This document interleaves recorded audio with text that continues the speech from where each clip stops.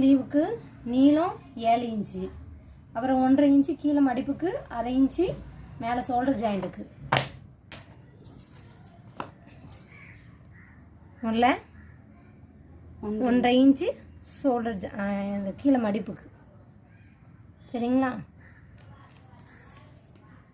குறிச்சாச்சு. நம்ம ஒரு கோடு போட்டுப்போம். அதுலேருந்து உயரம், ஸ்லீவோட உயரம் 7 இன்ச்சு ப்ளஸ் 1/2 இன்ச்சு ஜாயின் பண்ணுறதுக்கு. ஸோ 7.5, மொத்தமாக 7.5 நோட் பண்ணிக்கிறோம்.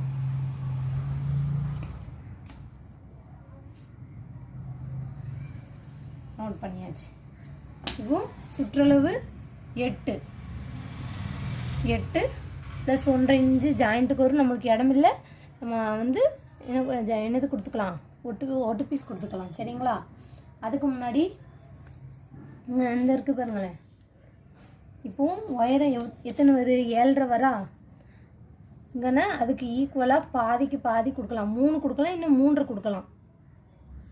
3 கொடுத்து இங்கே ஒரு மார்க் பண்ணிக்கோங்க. சரிங்களா? இப்போ இங்கே 2.5 கொடுக்கணும். ஏன்னு நான் சொல்கிறேன், வளைவுக்கு. சரிங்களா? இங்கே இருந்தால் அப்படியே வளைஞ்சு போகும். இங்கே 2.5 கொடுத்துட்டிங்களா? இந்த இருக்குது பாருங்களேன், இந்த இதையும் இந்த முனைப்பையும் ஜாயின் பண்ணிக்கோங்க. ஜாயின் பண்ணிட்டீங்கன்னா மொத்தம் எத்தனை இருக்குன்னு பாருங்கள். 9. நம்மளுக்கு தேவை 9.5. இங்கேயும் 9 கிட்ட வந்துட்டு. இப்போ பாருங்களேன், இந்த 2ல் இந்த 9 இருக்குல்ல, 9 வைக்கிறேன். இதை பாதியாக ஃபோல்டு பண்ணிக்கோங்க. ஃபோல்டு பண்ணிவிட்டு இந்த மிட் பாயிண்ட்டை குறிச்சிக்கோங்க. இந்த பாயிண்ட்டு லாஸ்ட்டில் இந்த பாயிண்ட்டு இங்கேருந்து கர்வ் வரணும்.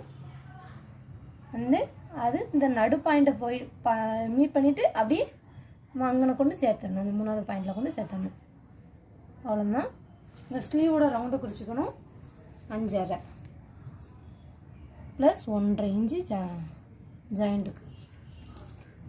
நம்ம அங்கே ஒட்டு பீஸ் கொடுக்க வேண்டியது வரும்.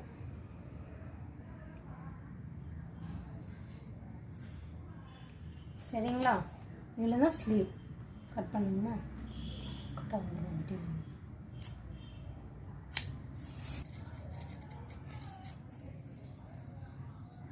நான் எல்லாத்தையும் வெட்டிடுதலாம்.